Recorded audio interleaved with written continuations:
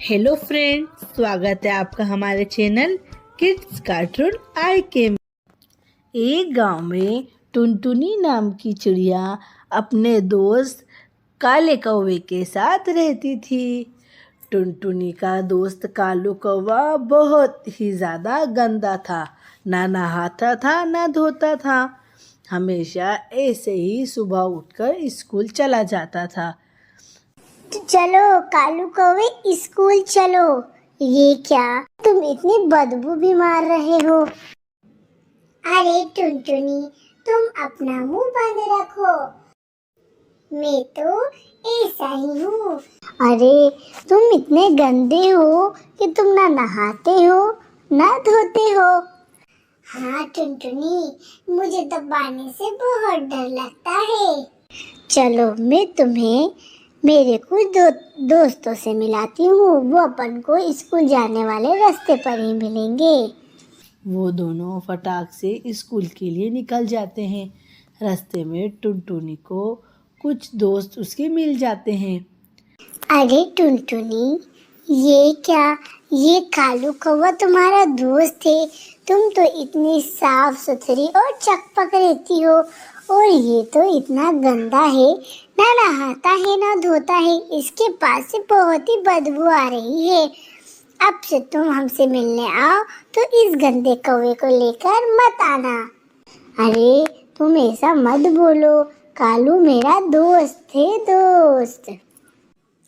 हाँ टुनटुनी, तुम देखो कालू कौवे, मैं तुमको हमेशा से समझाती हूँ कि साफ सुथरा रहा करो, नहाया करो, अच्छे से ब्रश करा करो, पर तुम मेरी बात नहीं मानते हो। हाँ टुनटुनी, तुम अपना मुंह फिर से बंद रखो, क्योंकि तुम्हें तो दोस्त मिल गए हैं ना, इसलिए तुम बहुत ज्यादा ही समझदार बन रही हो। ऐसी बात नहीं है कालू, चलो स्कूल चलते हैं। वो दोनों स्कूल जाते हैं।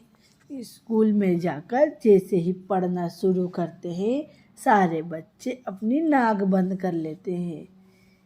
क्या हुआ, तुम सब लोगों ने अपनी नाक क्यों बंद कर ली? चलो बच्चों पढ़ाई करो। मैडम, ये देखिए कालू कौवा कितनी बदबू मार रहा है। हम तो क्लास में बैठने लायक ही नहीं है इसके साथ। बहुत ही ज्यादा गंदी बदबू आ रही है।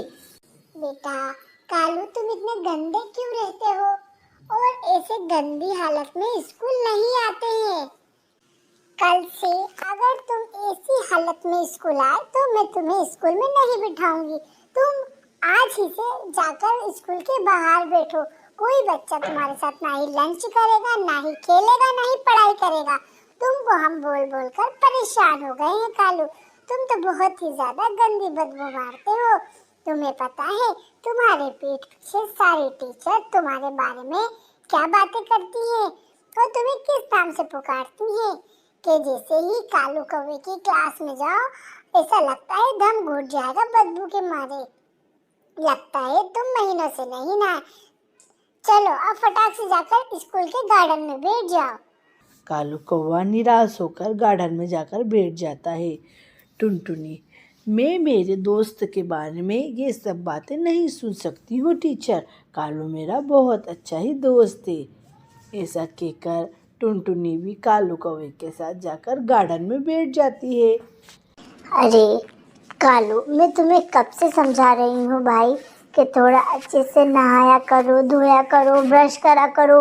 तुम्हारे पास से बहुत ही ज्यादा गंदी बदबू आती है, जिससे सब तुम्हारी बेइज्जती करते हैं और मुझे ये बर्दाश्त नहीं होता है।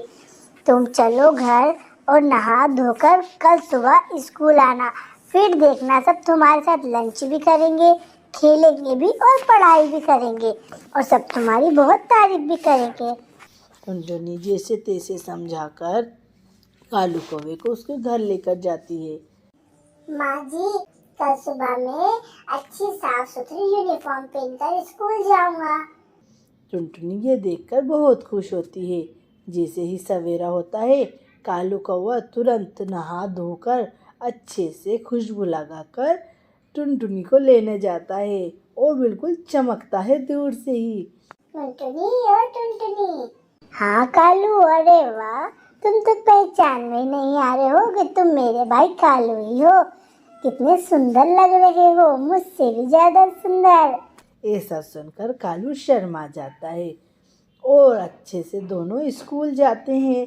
टुनटुनी के वही दोस्त फिर से मिलते हैं और वो कालू की बहुत तारीफ करते हैं। जैसे ही वो लोग स्कूल पहुंचते हैं, टीचर कालू को देखकर बहुत खुश होती है।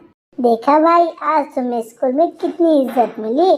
तुम साफ सुथरे रहोगे तो सब तुम्हारे साथ ऐसे ही प्यार से बर्ताव करेंगे। कालू कौवा टुनटुनी की बात समझ जाता है और दोनों फिर से खुशी खुशी रहने लगते हैं। गांव में टुनटुनी नाम की चिड़िया रहती थी। उसके साथ उसके बहुत सारे दोस्त भी रहते थे, जैसे कौवा, कबूतर, चील, बाज। वो सब बहुत अच्छे दोस्त थे। कई दिन हो गए थे वो अपने जंगल से घूमने कहीं बाहर नहीं गए थे और उनको अपने बाहर के जंगल के पक्षियों से भी मिलना था। तभी वो सब एक जगह इकट्ठा होकर एक प्लान बनाते हैं कि चलो, बहुत दिन हो गए हैं, अब चलकर थोड़ा बाहर के पक्षियों से मिलकर आते हैं कि उनके ठंड में क्या हाल चाल रहे। अब तो हल्की हल्की गर्मी भी आ गई है दोस्तों। हाँ, चलो चलते हैं। कल सवेरा होते ही दोस्तों सब मेरे घोंसले पर इकट्ठा हो जाना। यहीं से अपन दूसरे जंगल के लिए उड़ान लेंगे। टुनटुनी सबको अच्छे से समझा देती है और सब अपने अपने घोंसलों पर चले जाते हैं। जैसे ही सवेरा होता है, सब तुरंत टुनटुनी के यहाँ पर आ जाते हैं। टुनटुनी बहन, ना टुनटुनी बहन, चले, तुम हो गई तैयार? हाँ मेरे भाई बहनों, मैं हो गई तैयार, चलो। वो लोग उड़ान ले लेते हैं। काफ़ी दूर तक उड़ने के बाद वो काफ़ी थक जाते हैं। अरे कौवे भाई, मेरे से तो अब उड़ते ही नहीं बन रहा है। हाँ टुनटुनी बहन, हालत तो सभी की खराब है उड़ते उड़ते। चलो कहीं चलकर पानी का इंतजाम करते हैं। एक काम करो, सब अलग अलग दिशा में बढ़ जाओ और जैसे ही किसी को कुछ पानी का या खाने का इंतजाम मिले, तुरंत यहाँ पर वापस इकट्ठे हो जाना। सब दोस्त उसके अलग अलग दिशा में उड़ान ले लेते हैं। कई दूर तक उड़ने के बाद किसी को भी कुछ नहीं मिलता है। तभी टुनटुनी की नज़र एक सूखे नारियल के पेड़ के ऊपर जाती है। टुनटुनी तुरंत उस नारियल के पेड़ के पास जाती है और नारियल तोड़ लेती है। सोचती है कि आखिर कौन सा फल है, बिल्कुल सूख ही गया है। टुनटुनी अपनी चोंच से उसको काफ़ी देर तक तोड़ती है, पर वो नहीं टूटता है। टुनटुनी वो फल अपने सभी दोस्तों के पास लेकर जाती है। सभी एक जगह इकट्ठे हुए टुनटुनी को मिल जाते हैं।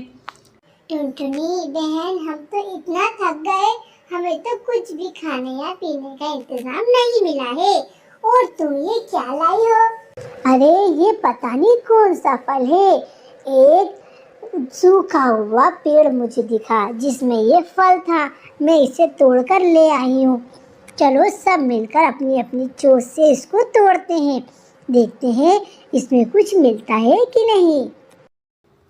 वो सब उस फल को तोड़ने लगते हैं, पर फल टूटता नहीं, जमीन पर गिर जाता है। जैसे ही जमीन पर गिरता है नारियल, उसके 2 टुकड़े हो जाते हैं। अरे वाह टुनटुनी, ये तो कोई फल है खाने का। जैसे ही ये नीचे गिरा और गिरते ही ये टूट गया और इसमें देखो कितने सफेद सफेद फल दिख रहे हैं मुझे तो। हाँ चलो सब मिलकर खाते हैं। सब मिलकर वो नारियल को पेट भरकर खा लेते हैं, पर नीचे गिरने से उसका पानी तो जमीन पर गिर जाता है। टुनटुनी, इस फल का पानी तो जमीन पर गिर गया। अरे भाई तुम चिंता मत करो, जैसे खाने का इंतजाम हुआ है वैसे पीने का भी इंतजाम हो जाएगा। तुम मेरे साथ चलो। टुनटुनी और उसके दोस्त वापस उड़ान ले लेते हैं दूसरी जंगल के जाने की तरफ। उड़ते उड़ते फिर से बहुत थक जाते हैं। टुनटुनी बहन, अब तो उड़ते ही नहीं बन रहा है। तभी कालू बोलता है, वो देखो, एक टूटा हुआ घोंसला दिख रहा है मुझे। चलो चलकर वहाँ कुछ न कुछ इंतजाम जरूर मिलेगा। सभी दोस्त उस टूटे हुए घोंसले के पास जाते हैं। घोंसले के पास जाते हैं तो वहाँ पर उनको एक पानी का मटका मिलता है। पानी के मटके के अंदर पानी तो है पर बहुत कम। अरे भाई, ये देखो, मटके के अंदर पानी तो है, पर इतना कम पानी है कि अपनी चोंच इसके अंदर नहीं डूबेगी। तभी तुरंत कालू बोल पड़ता है, अरे भाइयों, मैं तुम्हें एक बात बताता हूँ। मेरे नाना जी ने एक बार ऐसे ही करा था कि मटके में बहुत कम पानी था और उन्होंने एक उपाय लड़ाया था। अब अपन भी वही करते हैं। वो उपाय क्या है कालू भाई? चलो सब चलकर थोड़े थोड़े पत्थर लाओ और इस मटके में डालो। सभी जाकर तुरंत पत्थर ले आते हैं और मटके में डालते हैं। जैसे ही मटके में पत्थर डालते हैं, धीरे धीरे पानी ऊपर आने लगता है और इतनी ऊपर आ जाता है कि उन सबकी चोंच उसके अंदर डूब जाती है। सब पेट भरकर पानी पीते हैं और कौवे की अकल को बहुत शाबाशी देते हैं। कौवे भाई, तुम तो बहुत समझदार हो, समझदार। आज अगर तुम्हारे नाना जी का उपाय नहीं होता तो अपन तो प्यासे ही मर जाते। ये सुनकर सब हंसने लगते हैं और खुशी खुशी मटके में से पानी पीने लगते हैं। तो एक गांव में टुनटुनी नाम की चिड़िया अपने दोस्त कालू कौवे के साथ रहती थी। टुनटुनी बहुत ही अच्छी चिड़िया थी और कालू कौवा उसका बहुत अच्छा दोस्त था। टुनटुनी बहुत ईमानदार और सभी का काम सुनने वाली और सबका पेट भरकर खुश होने वाली चिड़िया थी। उधर कालू कौवा लोगों को परेशान कर कर, उनका खाना छीनकर और उनको दुख देकर खुश होता था। टुनटुनी और उसका दोस्त कालू कौवा हमेशा एक साथ ही रहते थे। टुनटुनी हमेशा से कालू कौवे को बहुत समझाती थी कि कालू, तुम ये सब गलत काम भाई छोड़ दो। पर कालू नहीं मानता था। एक दिन टुनटुनी चिड़िया शेर पर जा रही थी। तभी उसकी नज़र कालू कौवे पर पड़ती है। कालू कौवा वहीं पेड़ के नीचे एक छोटी सी चिड़िया से उसका खाना छीन रहा था। ए चिड़िया, चल जल्दी से मुझे तेरा खाना दे, नहीं तो मैं तुझे मारूंगा। और लकड़ी उठाकर उसकी पिटाई करना चालू कर देता है। टुनटुनी तुरंत वहां जाती है और कालू कौवे से उस चिड़िया को बचा लेती है। ये क्या कालू, मैं तुमसे दोस्ती तोड़ दूंगी अगर तुम ऐसा ही करते रहे तो। तुम क्यों उस छोटी सी चिड़िया को परेशान कर रहे थे? अगर मैं नहीं आती तो तुम उसको और उसके खाने को भी खा जाते। हाँ, मैं तो खा जाता, तुम ज्यादा समझदार मत बनो। तुम्हें पता है कालू, तुम्हारी शिकायत इस जंगल के राजा बाज के पास पहुंच गई है कि तुम बहुत ज़्यादा ही बदतमीजी चिड़िया और उसके बच्चों के साथ कर रहे हो। उनको परेशान करते हो और उनका खाना खा जाते हो छीन कर। ये बहुत गलत बात है कालू भाई। दूसरे दिन कौवे को राजा बाज के यहाँ से उठाने कुछ पक्षी आते हैं और उसको ले जाकर राजा के दरबार में पेश करते हैं। क्यों कालू, ये क्या चल रहा है? तुम्हारी शिकायत मेरे पास कई दिनों से आ रही है। तुम हर पक्षी का खाना छीन कर खा जाते हो और उसको बहुत परेशान करते हो। ऐसा नहीं चलेगा हमारे जंगल में। मैं तुमको अभी इसी वक्त कैद खाने में भिजवा रहा हूँ कालू। कालू इतना बदतमीज कौवा होता है कि वो कैद खाने में कई दिन रहने के बाद भी किसी की बात नहीं मानता और चुपके से कैद खाने में से निकलकर फिर से दूसरे पक्षियों को परेशान करने लगता है। सारे पक्षी फिर से राजा के पास जाकर कालू की शिकायत करते हैं।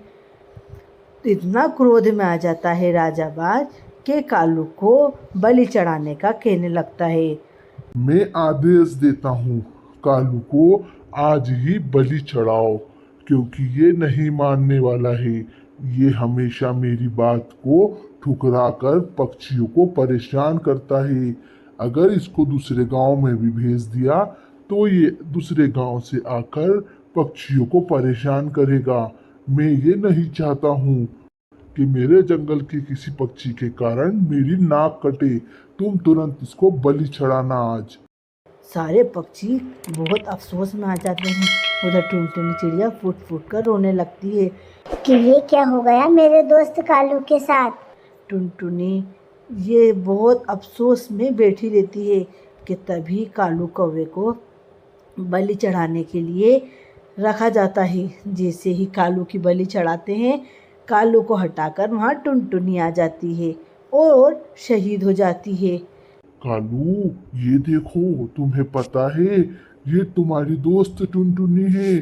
तुम्हारी जगह इसने अपनी गर्दन लाकर रख दी और ये शहीद हो गई। कितनी ईमानदार और अच्छी चिड़िया थी तुम्हारी दोस्त। तुमने तो इसकी भी कदर नहीं करी कालू।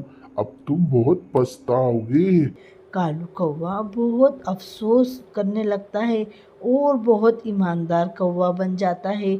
कालू अपनी गुफा में वापस जाकर रहने लगता है।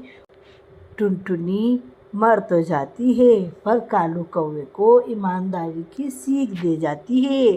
तो फ्रेंड्स, कैसी लगी आपको हमारी कहानी? अगर आपको हमारी कहानी पसंद आए तो हमारी कहानी को लाइक करें, शेयर करें और मेरे चैनल को सब्सक्राइब करें।